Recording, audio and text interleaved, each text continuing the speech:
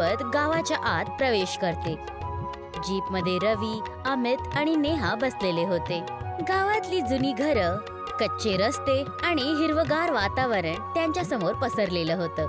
Jeep थांबते आणि समोर मंगली काकी उभी होती, जिच्या चेहऱ्यावर आनंद दिसू येत होतं। अरे, तुम्ही लोक इथे?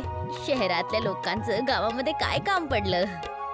काकू, मी इथे जमीन विकत घेऊन फॅक्टरी उघडायचा विचार करतोय आणि मी रिसर्च करायला आलोय, हे जाणून घ्यायला की गावातले लोक शहरातल्या लोकांपेक्षा वेगळे का असतात। आणि मी तर इथे फक्त शांती घेण्यासाठी आली आहे।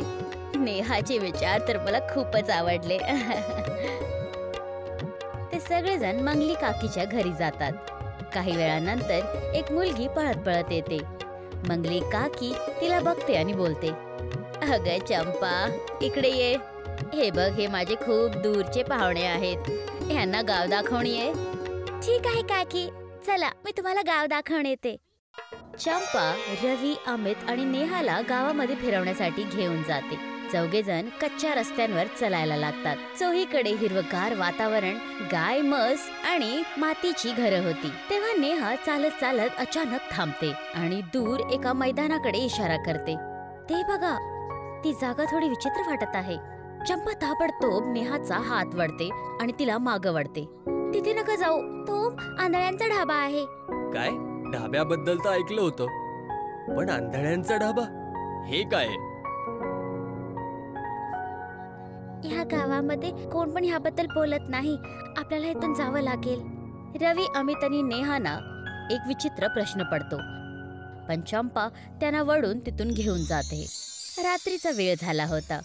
चौघेजण जेवण जेवण्यासाठी बसतात। रवी, अमित आणि नेहा जेवण बघतच असतात, पण त्यांचं मनच करत नाही। काय झालं? भूक नाही लागली? नाही काकू, भूकच नाहीये। अरे, मला माहित आहे, तुम्ही शहरातली लोक बाहेरचं जेवण खूप खाता ना, म्हणून लवकर आजारी सुद्धा पडता। रवी, अमित आणि नेहा थोडंसं हसतात, पण जेवण जेवत नाहीत। काही वेळानंतर ते फिरण्यासाठी बाहेर निघतात। कच्च्या रस्त्यावर चालत चालत अचानक त्यांची कार खराब होते। चोहीकडे घनदाट जंगल होता। तेव्हा त्यांना दूर एक हलक्या चमकणाऱ्या प्रकाशामध्ये एक ढाबा दिसतो। तिघेजण त्या ढाब्याकडे चालायला लागतात। तेव्हा नेहा काही विचार करते आणि बोलते, थांबा, इथे तीच जागा होती, दिवसात तर इथे काहीच नव्हतं, आणि आता अचानक इथं ढाबा? तू वेडी आहेस का? हा काही दुसरा ढाबा असेल। ते लोक ढाब्याच्या आत जातात। आत हलकासा प्रकाश पसरलेला होता। काही खुर्च्या आणि टेबल पण ठेवलेले होते। एक म्हातारा माणूस, ज्याचं नाव बलिया होतं, तो काउंटरच्या मागे उभा होता। त्याच्या जवळच आणखीन एक माणूस, रामू काका, उभे होते। या बसा, काय खाणार? एक पनीर पराठा, माझ्यासाठी राजमा चावल, कोल्ड ड्रिंक। बलिया हसत त्यांच्याकडे बघतो। काही वेळानंतर रामू काका प्लेट्स घेऊन येऊन टेबलावर ठेवतात, पण जेव्हा सगळेजण आपली प्लेट्स उघडतात तर ते अचंबित होतात। ही काय चेष्टा आहे?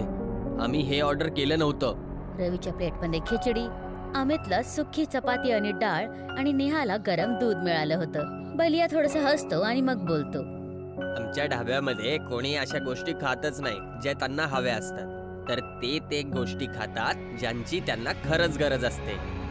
रवी रागात खुर्ची मागं करतो आणि उठण्याचा प्रयत्न करतो, पण अचानक त्याला हलकासा चक्कर येतो आणि त्याच्या डोळ्यांमध्ये धुंदलापण पसरतो।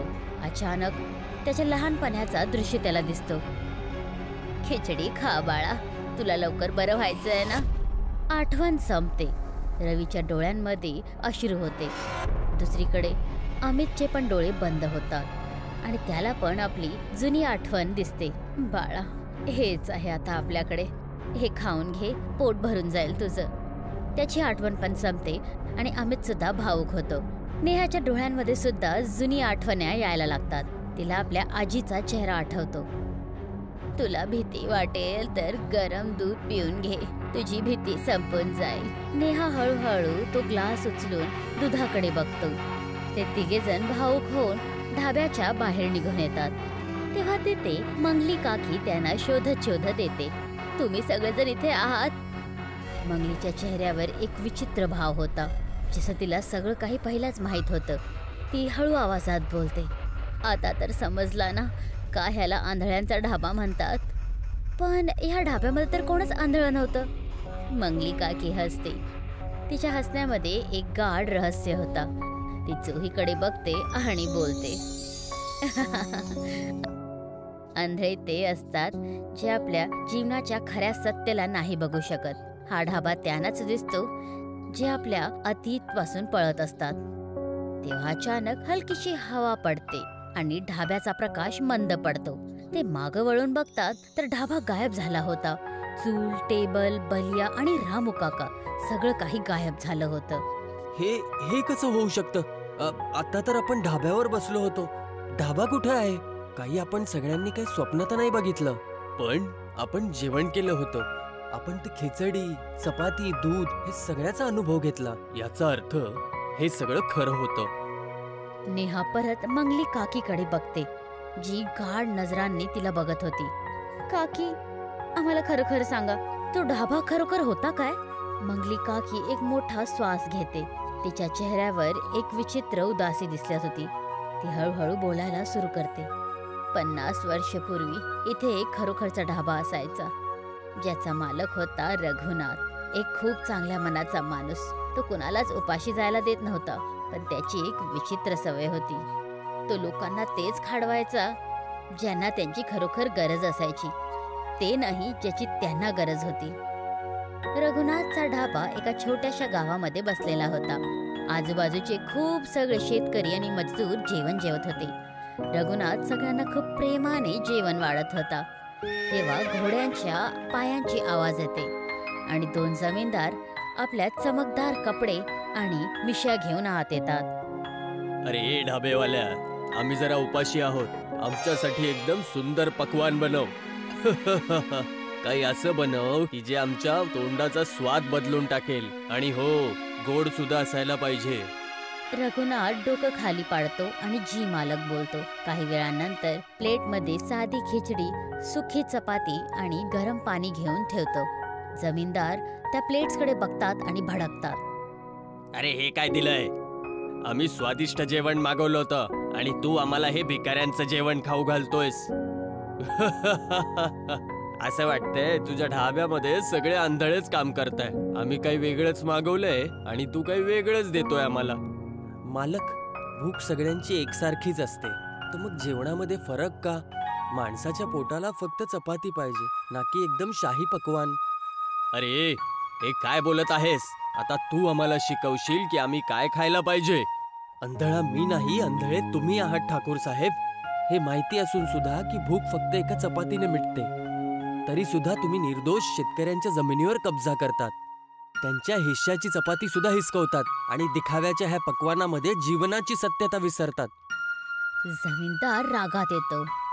या ढाब्याला आग लावून टाका. याला आता धडा शिकवायची वेळ आलीये. नौकर ढाब्याला आग लावायला लागतात. रघुनाथच्या चेहऱ्यावर अजिबात भीती नव्हती. तो आपल्या जळणाऱ्या ढाब्याला बघत राहतो, पण त्याच्या डोळ्यांमध्ये अश्रू सुद्धा नव्हते. जमीनदाराची माणसं रघुनाथला पकडतात आणि बेरहमीने त्याला मारायला लागतात. त्याचा श्वास हळूहळू कमी होतो, पण मरताना त्याची आवाज एकदम भारी आणि गाढ होते. ज्याने कधी भूक आणि भोजनाचा अर्थ नाही समजू शकला, या ढाब्यावरती त्याला नेहमी तेच मिळेल जो त्याची सत्यता त्याला दाखवेल. तर त्यामुळेच आम्हाला ढाब्यामध्ये ते मिळालं जे आमच्या आयुष्यामध्ये अधुरं होतं. तर आता हा ढाबा आम्हाला परत कधीच नाही दिसणार. ज्याने खरं बघितलं त्याला आंधळ्यांचा ढाबा पुन्हा कधीच दिसत नाही. दुसऱ्या दिवस ते शहर परत जातात, पण त्याच्या मनांमध्ये कायमचा एक प्रश्न राहतो की शेवट त्यांनी जे बघितलं ते काय होतं. बहुतेक आंधळ्यांच्या ढाब्याचा रहस्य कायमसाठी रहस्यच बनून राहणार आहे.